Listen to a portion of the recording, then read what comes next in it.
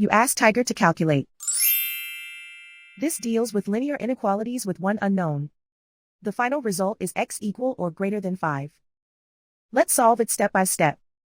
Rearrange the coefficients.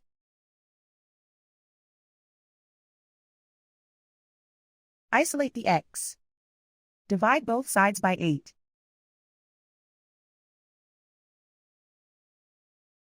Simplify the fraction.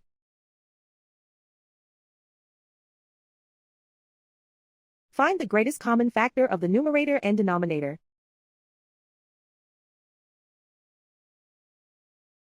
Factor out and cancel the greatest common factor.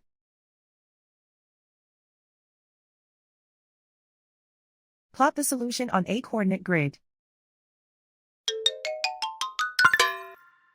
And so the final result is x equal or greater than 5.